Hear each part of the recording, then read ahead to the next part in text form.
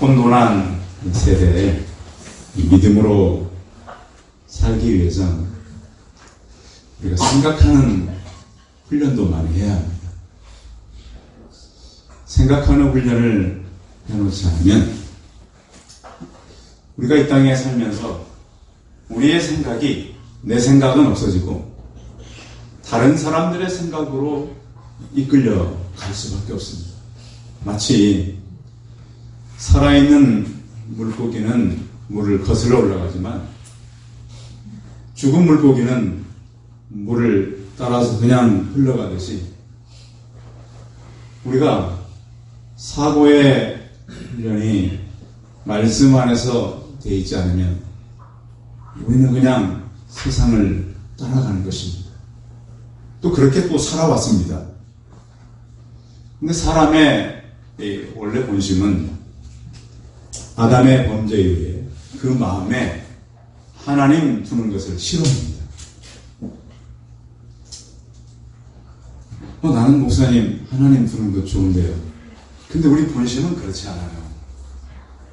누구나가 아담 이후로 태어나는 사람들은 그 마음에 하나님 두는 것을 별로 좋아하지 않아요.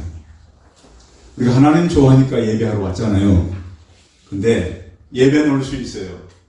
그러나 삶 속에서 하나님을 두고 살아가는지는 우리 자신이 별로 생각을 않고 살아간다는 거예요.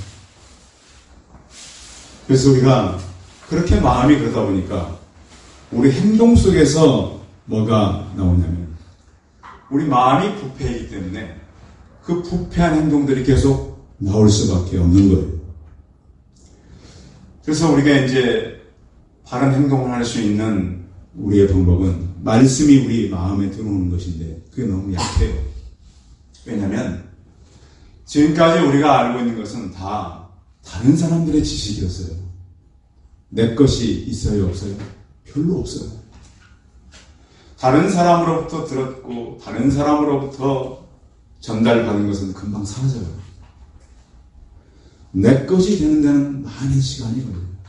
특히 성경이 우리나라 문화권이 아니에요. 또 우리가 이해한다 그래도 2000년 전에 하나님께서 예수님을 통해 말씀했던 것들이 우리 안에 깊이 들어오기는 참 어려운 거예요. 아무리가 설명을 하고 그것을 가지고 적용을 해도 어려운 거예요. 그렇기 때문에 우리의 행동은 하나님을 거부할 수밖에 없는 거예요. 그래서 우리가 말씀을 통해서 우리 인생관이 그 말씀 안으로 들어가야 되는데 그러기는 너무 겉핥기에 삶을 산다는 거예요.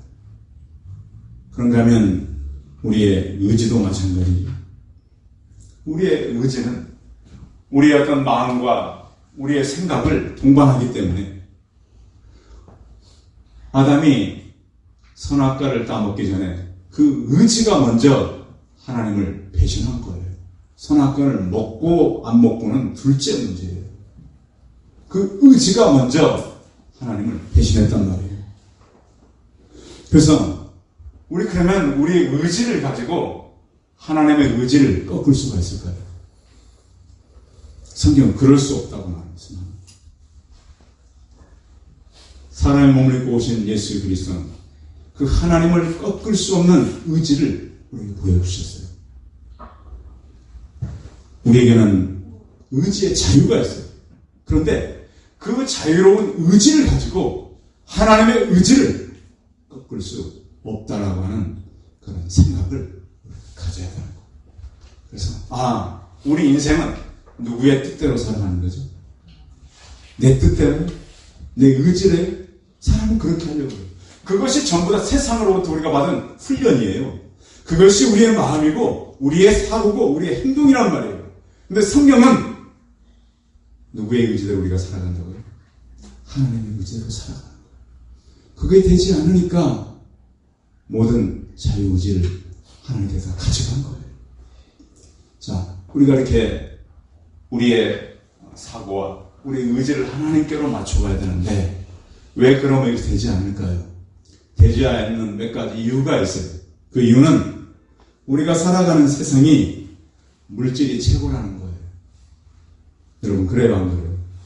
그래요. 사람들의 모든 가치를 물질로 다 이렇게 매겨요. 저 사람은 얼마, 저 사람은 무엇, 이렇게 가치를 먹이는 거예요. 지난주에 제가 이렇게 밖에 나가서 연세 많으신 분을 만났어요. 그분의 안타까움이 이거였어요, 저에게. 목사님, 본인이 많은 능력도 있었고 전에 일을 할 수 있다고 생각했어요. 최근에는 사람들이 자기를 잘 인정해주지 않는다는 거예요. 그나마 제가 한때는 괜찮았는데 지금은 사람들이 인정하지 않는 게 너무 힘들어요. 세상 그런 거예요. 그 소리는 이 물질의 최고라고 하는 시대. 빌립보서 3장에 보면 저희의 신은 배라고 했어요.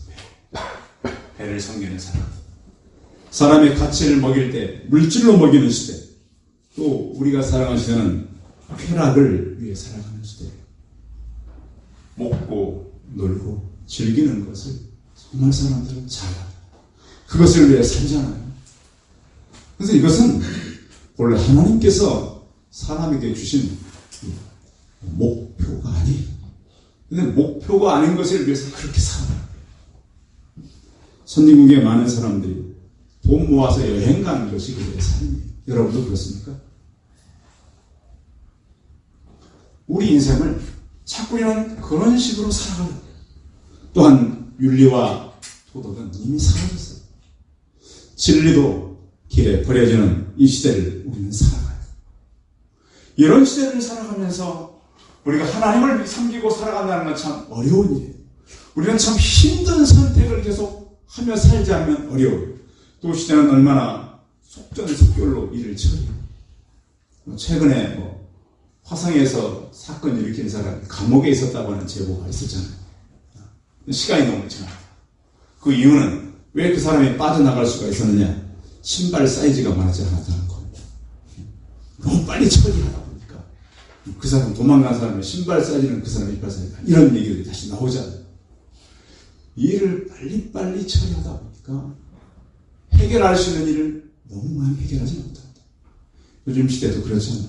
굉장히 빨리 처리하고 말도 빨리 하고 요즘에 젊은 아이들 하는 노래 랩하는 거 들어보셨어요? 도저히 근데 얘들이 그런 거 좋아하잖아요. 빨리빨리 노래하고 이거 빨리 처리하고 근데 거기에는 많은 잘못된 것들이 있는데도 문제가 심각한데도 우리는 이것을 좋다고 생각하고 잘한다고 생각한다. 그래서 사람들이 다시 이제 천천히 가는 그런 문화를 만들어가고 있는 것입니다.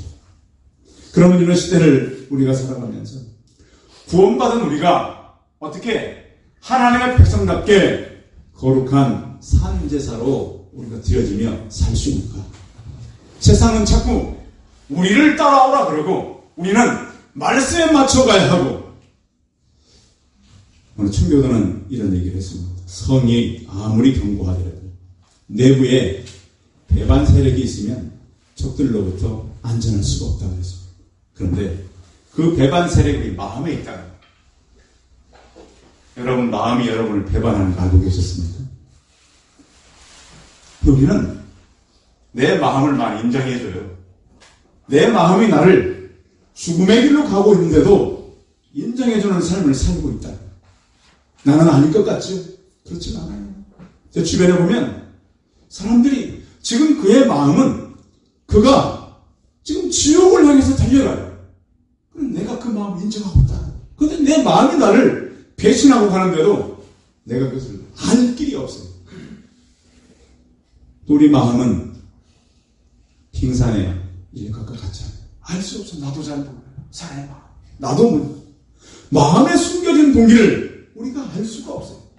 그런데 성경은 분명히 마음을 지으신 하나님께서 계시다는 것을 말씀하고 있어요. 시편 33편 15절에 보면 그는 모두의 마음을 지으셨으며 그러니까 우리는 창세기를 통해서 몸만 지은 줄 알았더니 마음을 누가 지었어요? 하나님이 지었어요.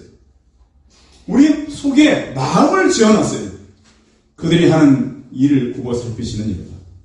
하나님은 우리의 모든 내면의 생각을 감찰하십니다.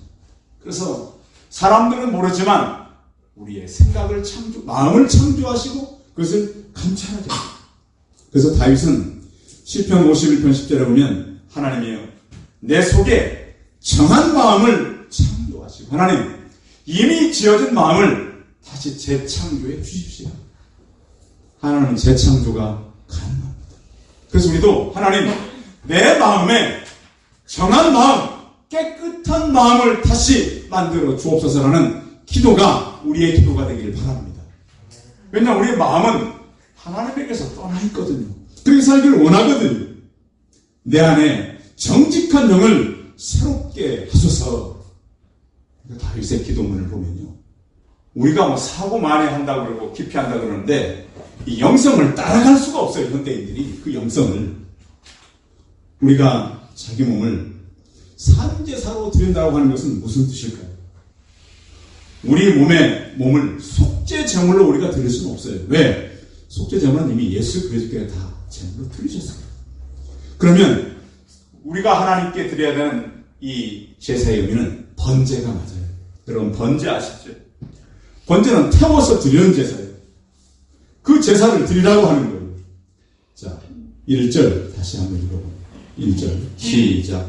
그러므로 형제들 내가 하나님의 모든 자비하심으로 너희를 권하노니 너희 몸을 하나님이 기뻐하시는 거룩한 산 제물로 드리라. 이는 너희가 드릴 영적 예배니라. 영적 예배는 밑에 가로에 보면 합당한 예배니라 이렇게 되어 있어요. 자, 이 번제는 매일 드렸어요. 또 아침 저녁으로 계속 드렸는데 구약시대에 보면 이 제물을 번제를 할 때 살려서 드렸습니까? 죽여서 드렸습니까? 번제. 산채로 태우진 않았어요. 반드시 죽인 다음에 태워졌답니다. 그러니까 이 드려진 동물은 강제로 바쳐진 거예요. 이게 번제는 동물의 의지가 드려진 게 아니에요. 죽여서 그 죽은 것을 강제로 하나님께 바친 것이 바로 번제랍니다. 그러면 우리는 산 제물로 드려야 되잖아요. 지금 거룩한 산 예배로 드리라 그랬으니까 우리는 결국 산 예배로 산채로 드려지는 것이 바로 예배인데요.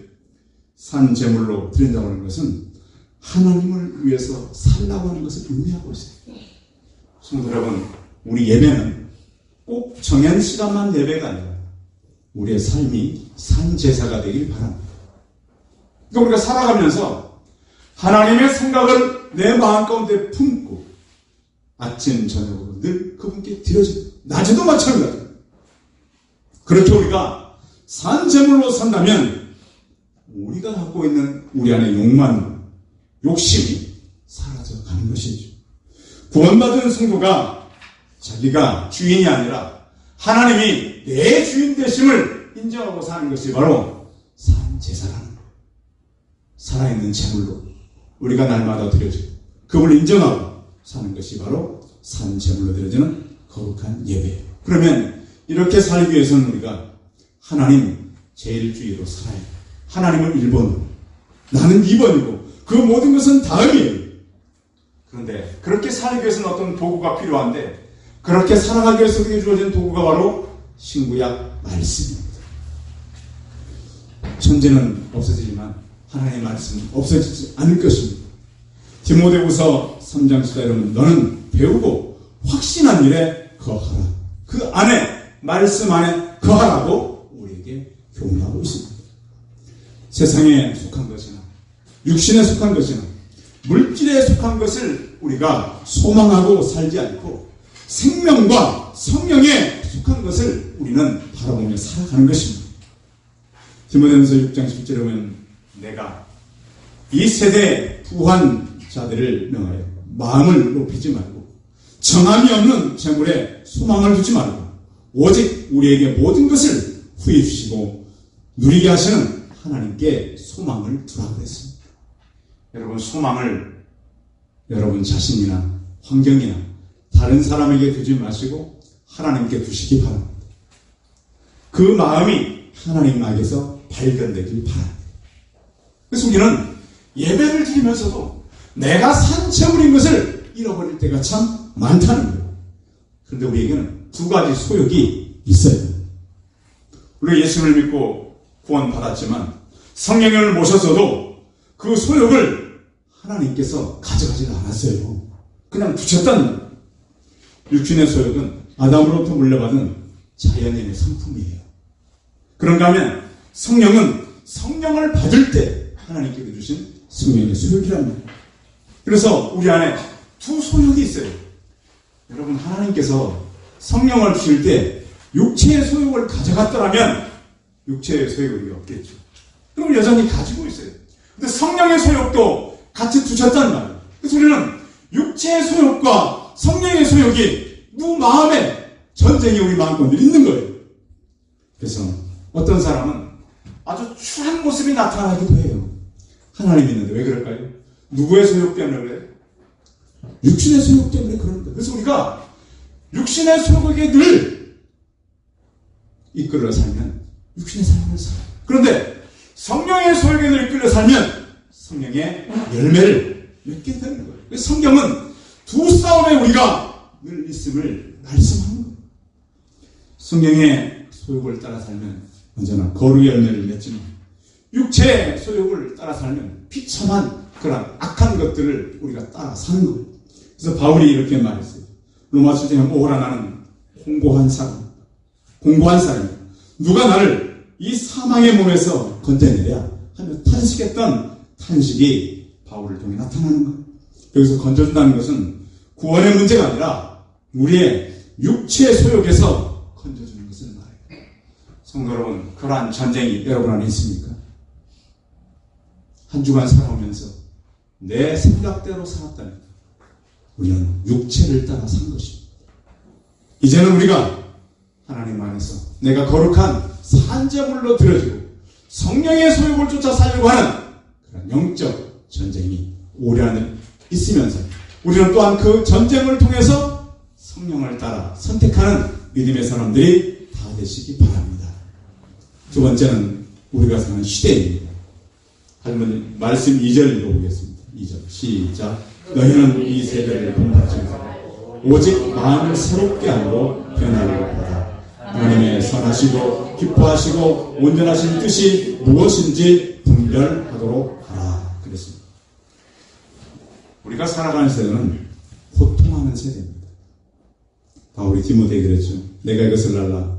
말세에는 고통하는 때가 이르리니 사람들은 돈을 사랑하며 무정하며 원통함을 풀지 않고 참소하고 절제하지 못하며 사나우며 선한 것을 좋아하지 않으며 배반하며 조급하고 이런 모습이 우리 주변에 많이 나타나는 모습입니다. 그리고 또 자기를 사랑합니다. 그 사람이 자기를 위해서는 굉장히 하지만 요즘에도 보면 이 믿는 사람들 가정 안에서도 보니까요. 자꾸 주변의 사람들을 힘들게 해요. 왜 그럴까요? 사람들이 다 자기 위주로 살아가는 거예요. 우리 예수 믿는 사람들은 이 가정 안에서 여러분의 헌신과 이 배려와 서로를 위한 존경이 있기를 바랍니다. 근데 자꾸 그런 것들이 사라지고 자꾸 육신에 의존해서 자기의 목표를 위해 살아가는 사람들이 참 많아요. 그러지 않기를 바랍니다. 더구나 사회의 모범이 되어야 될 이 크리스찬들이 그러지 못하는 거예요. 그래서 이 세대를 본받지 말라고 합니다. 세상 사람들은 모르고 간다고 그러지만 하나님을 섬기는 우리는 마음의 변화를 받으라고 말씀하고 있습니다. 이 마음의 변화란 뭐냐면 지금까지 우리가요 어떤 이 최종적으로 우리의 목표는 하나님의 영광을 위해 사는 겁니다. 그런데 문제는 우리의 최종적인 목표가 이 하나님이 아니라 우리가 도구로 삼아야 될 것이 목표가 됐다는 거예요. 그래서 우리는 우리의 목표를 도구 삼고 도구를 목표로 삼는 이런 것을 바로 분별하라는 거예요. 우리 목표가 뭡니까? 살아가면서 성공하는 것, 이 땅에서 많은 물질을 갖는 것, 이것은 한낱 도구에 불과합니다. 그것을 통해서 우리는 하나님의 영광을 위해 살아가야 되는데 우리가 세상으로부터 뭘 배웠습니까? 도구를 목표로 삼는 것. 그래서 생각의 변화는 뭐냐면 우리의 잘못된 목표가 도구가 되고 우리가 바로 가져야 될 그 목표가 새롭게 생기는 것입니다. 그래서 여러분들이 잘못된 그 목표가 도구가 되고 하나님의 영광이 우리의 바른 목표가 되기를 바랍니다. 그것이 바뀌지 않으면 우리는 여전히 잘못된 목표를 가지고 살아간다. 그래서 사람들이 우리가 심어주는 게 뭡니까? 자꾸 도구를 목표로 가르치는 거 아닙니까? 그렇잖아. 교회에서도 보면 야, 너희들 세상에서 잘 돼야 된다. 근데 무엇을 위해서 잘 돼야 되느냐고는 잘 가르치지 않아요. 무엇을 위해 잘 돼야 되는 거예요? 하나님의 영광을 위해 잘 돼야 되는 거예요. 근데 그것은 사라지고 자꾸 사람의 영광과 사람의 가치를 위해서 잘 된다고는 가실 때가 있다고 하는 거예요. 지금은 시대가 정보화 시대잖아요. 굉장히 빠른 시대잖아요. 그래서 사람들이 분주해요. 여러분 바쁠수록 한번 생각하고 바빠야 돼요. 계획이 많아요. 근데 시대는 자꾸 바쁘다 보니까 사람들을 제껴놓고 가는 사람들이 참 많아요. 그렇죠? 그래서 어떤 사람이 책을 썼어요. 멀리 가려면 함께 가라. 여러분 빨리 가고 싶으면 혼자는 달려가십시오. 다 핑계치고 빨리 갈 수 있어요. 빨리 갈 수 있어요. 제가 군에 갔더니 어느 저희 그 상관이 자기는 전쟁이라면 다 쏴 죽이고 혼자 올라가요. 그럼 전쟁을 뭐하러 해요? 그런 사람이 있어요. 여러분 가정 안에도 보면 그런 사람이 있어요. 다 죽이고 자기만 달려가려고 하는 사람이 있어요. 그러나 멀리 가려면 함께 가야 돼요. 교회는 멀리 가는 곳입니까? 빨리 가는 곳입니까? 멀리 가는 곳이에요. 어디까지? 천국까지. 저희 임무는 뭡니까? 여러분들이 안전하게 천국에 들어가는 그 시간까지 여러분의 신앙을 보호하고 말씀으로 은혜를 끼치고 바로 갈 수 있도록 돕는 게 바로 제 역할이란 말이에요. 절대 빨리 가는 것이 제가 할 일이 아니에요. 그 시간까지 모두 함께. 성도 여러분, 그러지 않은 여러분들이 모두 함께 믿음으로 건강하게 하나님 나라에 임하도록 하는 게 제 역할이에요. 하나님은 천지를 창조하신 하나님, 시간 안에서 일하시는 하나님이란 말이에요. 17세기부터 사람은 하나님의 섭리를 부정해왔어요. 16세기 때까지는 그래도 청교도들의 영향이 있었어요. 17세기에 오면서 사람들의 이성과 사람들의 상식은 과학과 철학을 만들어냈고 사람들의 진보적인 사고를 계속 만들어낸 것이 바로 인간 중심의 사고예요. 오늘 바울이 시대를 분별하라고 했어요. 인간 중심이 어떤 겁니까? 가짜. 인간 중심이 아니라 가짜 아닙니까? 에덴 동안에서 가장 먼저 만들어진 것은 사단을 통한 가짜였습니다. 요즘에도 가짜 뉴스 참 많죠. 앵커들이 얘기하지만 다 진짜인가요? 나중에 보면 그 뉴스가 가짜가 참 많아요. 그렇죠? 아마 다 녹음이 되니까 나중에 시대가 지나고 보면 이것이 다 가짜였구나. 많이 볼 수 있어요. 근데 우리는 다 그것을 진실이라고 생각하잖아요. 성도 여러분, 우리가요 창세기 3장을 통해서 얼마나 세상은 사단이 사실 가짜를 만든 건 사단이죠. 사람을 유혹하게 만들고 그걸 믿는 사람들이 생긴다는 거예요. 가짜의 아비는 바로 사단입니다. 이 바쁜 시대, 변화의 시대, 그 시대의 마음을 새롭게 함으로 변화를 받으라고 했습니다. 자, 마음을 새롭게 함으로 변화를 받는 것은 뭐냐면 초대교회 성도들이 성령을 받고 나서 기도하자 변화가 있었어요? 없었어요? 있었어요. 여러분 그것을 꼭 기록해야 돼요. 다른 건 잊어버려도 기도하고 나면 변화가 있다는 것을 믿어야 됩니다. 근데 사람들이 기도한 다음에 변화를 별로 안 믿어요. 그러니까 기도를 해요? 안 해요? 안 해요. 왜? 내가 하는 기도는 무의미하다고 생각해요. 그렇지 않아요. 어린 나이가 할지라도 기도는 변화를 일으킨다는 사실을 마음으로 믿으시기 바랍니다. 제가 할 일은 원래 그 일이에요.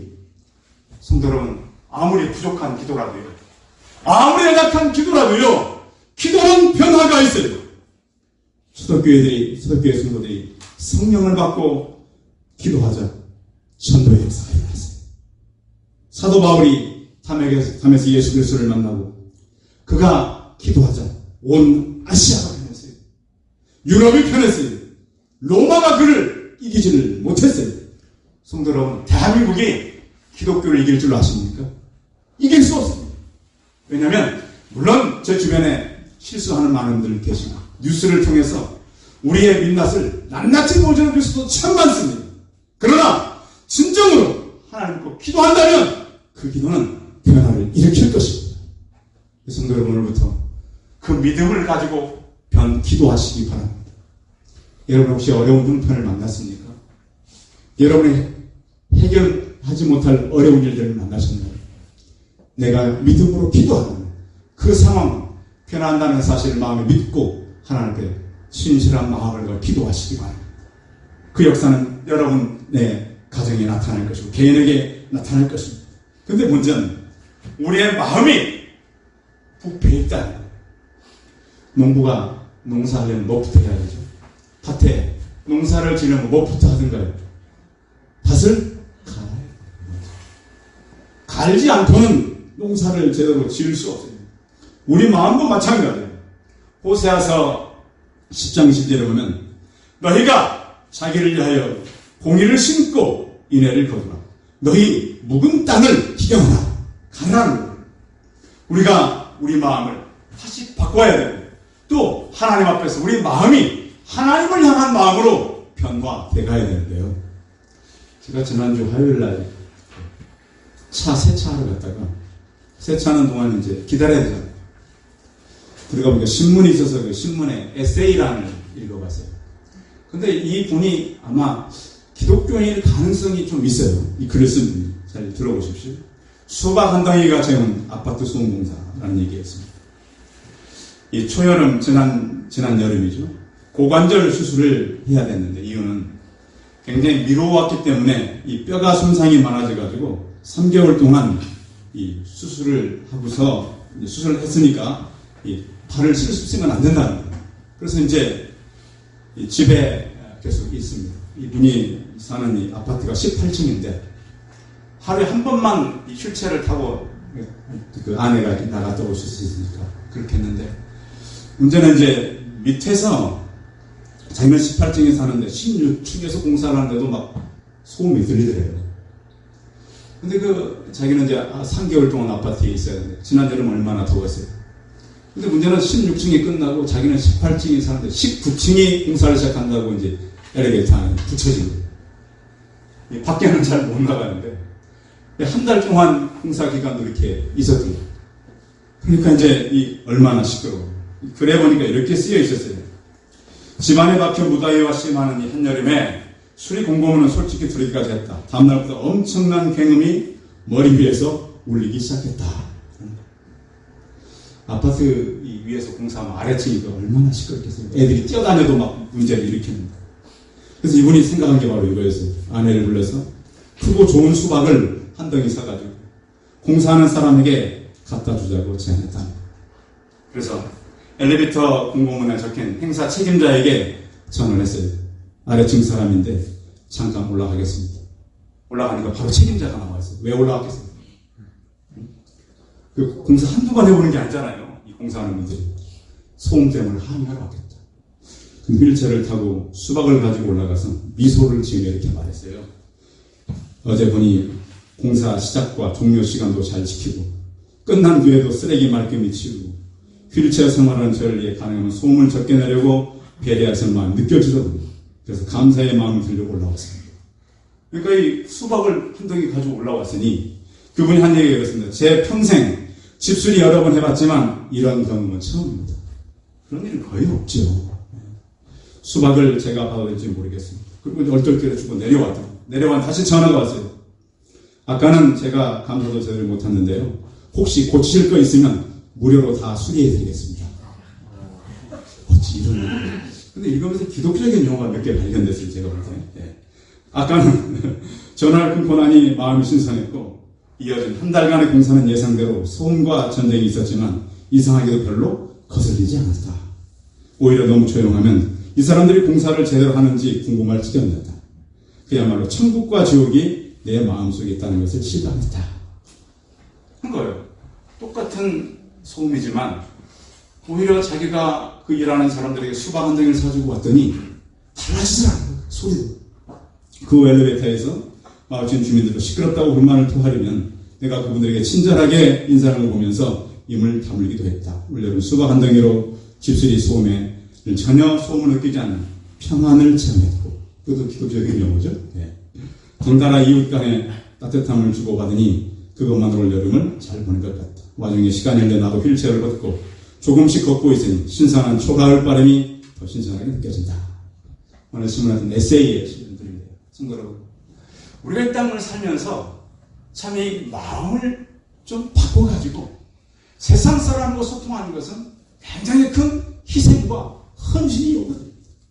우리는 교회 안에서 헌신 예배도 드리고 결단도 합니다. 그러나 세상을 향해서 우리가 사는 것은 참 어렵습니다. 그러나 우리가 또 그 주변에 보면 이렇게 살아가는 사람도 있다는, 그러면 하나님께서는 오늘 바울을 통해서 하나님의 선하시고 기뻐하시고 온전한 뜻을 쫓아 살라고 명령했는데, 하나님의 사는 뭡니까? 하나님의 사는 하나님의 말씀이 진리인 것을 깨닫고 그 말씀을 배우며 마음의 양식을 삼고 살아가는 것이 바로 하나님의 선하신 대로 살아가는 것입니다. 하나님 기뻐하는 뜻은 무엇입니까? 성경은 히브리서 11장 6절에 믿음이 없이는 기쁘시게 못한다고 했어요. 믿음이 없이 우리가 그냥 뭐 한다고 하나님을 기뻐하는 거 아니에요. 믿음이 없으면 우리는 하나님을 기쁘시게 할 수가 없어요. 하나님은 우리의 믿음을 보시고 칭찬한단 말이에요. 순종이 제사보다 낫고 듣는 것이 수양의 기름보다 낫다고 하는 거, 그냥 듣고 있는 것을 말씀하는 건 아니고 듣고 순종하는 것을 말씀하는 것. 하나님의 온전한 뜻은 무엇일까요? 듣고 멈추는 것이 아니라 그 말씀대로 사는 것을 온전하게 한다는 것을 우리는 볼 수 있어요. 기도해야지 기도하고, 기뻐해야지 기뻐하고 우리는 살아갈 수 있는 것입니다. 천하를 호령했던 군주들이 패망한 것은 강력한 상대 때문에 망한 게 아니에요. 천하를 호령했던 군주들이 여인 때문에 다 망했어요. 당나라의 현종도 양귀비 때문에 망했고, 로마의 영웅 안토니우스는 애고의 클라이오 파트라 때문에 망했어요. 다윗 왕도 바세바 때문에 무너졌고, 다윗 왕이 큰 적을 만나서 무너지지 않았어요. 솔로몬 왕이 엄청난 나라와 전쟁하다가 나라가 망한 것이 아니고 이방 여자들 때문에 이스라엘이 쪼개진 거예요. 데살로니가전서 4장 3절에 보면 하나님께서는 이것이니 너희의 거룩함 곧 음란을 버리고 각각 거룩함과 존귀함으로 자기 아내를 취할 줄 알고 하나님은 이방과 같이 세욕을 따르지 말라고 했어요. 남자들만 그런 것 아닙니다. 여자들도 그랬어요. 하와는 사단에 속아서 남편과 후손들이 땅의 저주를 받고 흙으로 돌아가게 됐어요. 롯의 아내는 소돔의 재물 때문에 소금 기둥이 됐어요. 천사들이 뒤돌아 올리고 뛰어라! 그래야 산다고 경고했지만 아내는 멈추어서 자신이 살았던 그 두고온 집과 재물과 가족들 때문에 그가 뒤돌아보므로 그가 소금 기둥이 되고 말았어요. 여자 이세벨도 마찬가지예요. 나봇의 포도원을 탐했다가 비참하게 죽게 되고, 그의 딸 아달랴는 자기가 왕에게 손자들까지 다 죽였어요. 하나님 그를 드러내시고 그를 비참하게 죽게 만들었습니다. 야고보서 1장 14, 15절에 보시면 오직 각 사람이 시험을 받는 것은 자기 욕심에 끌려 미혹됨이니 욕심이 잉태한 즉 죄를 낳고 죄가 장성한 즉 사망을 낳는다고 했어요. 그러니까 우리가 욕심을 조심해야 돼. 잠언서 42절에 보면 무릇 지킬 만한 것 중에 더욱 내 마음을 지켜라. 생명의 근원이 이에서 남이라고 말씀하고 있습니다. 악하고 음란한 세대를 이게 먼저 마음을 우리가 새롭게 해야 됩니다. 이 땅을 살아가면서 기독교인들은 결단해야 합니다. 세대를 본받지 말고 마음의 변화가 일어나도록 성령을 붙들고 살아가는 인생이 되어야 합니다. 우리가 분별하는 삶을 살아야 합니다. 세상은 유사품이 너무 많습니다. 국산인지 일본산인지 중국산인지 우리가 분별하기 힘들어요. 그러나 하나님께 왜 우리 입을 주셨습니까? 입은 맛을 분별하는 거예요. 그렇죠? 왜 귀를 주셨어요? 귀는 소리를 분별해요. 눈은 보는 것을 분별해요. 우리의 영혼은 하나님을 분별하는 능력이 있는 것입니다. 하나님의 기뻐하고 선하시고 온전한 뜻을 분별하는 우리 영혼이 되시고 죄악과 육신과 세상에 치우치지 아니하고 이 시대를 분별하며 살아가는 저와 성도들이 다 되시기 바랍니다. 기도하겠습니다. 살아계신 하나님, 하나님의 모든 자비하심으로 바울은 우리에게 권했습니다. 너희 몸을 하나님이 기뻐하시는 거룩한 산 제물로 드리라고 했습니다. 이는 너희가 드릴 합당한 예배입니다. 하나님 아버지, 이 세대는 우리의 마음을, 우리의 의지를, 우리의 생각을 다 무너뜨리고 있습니다. 우리 안에는 육신의 소욕과 성령의 소욕이 날마다 싸웁니다. 주님, 그때마다 우리가 말씀을 의지하여 성령을 택하고 말씀 안에 서서 하나님이 기뻐하시고 하나님이 선하시고 온전하신 뜻을 분별하며 살아가는 우리가 되게 하여 주옵소서. 세상은 우리를 빨리 하라, 돈 벌라, 세상과 같이 가라. 주님, 성경에서 말씀하는 걸 우리가 붙잡게 하여 주옵시고 천국에 갈 때까지 우리가 하나님 말씀 안에서 분별하며 살게 하시고 우리 모두가 다 같이 하나님 나라에 들어가는 그날까지 우리 영적인 분별 연령을 가지고 이 세대를 본받지 않고 살아가는 믿음의 사람들이 다 되게 하여 주옵소서. 주 예수 그리스도의 이름으로 기도하였습니다. 아멘.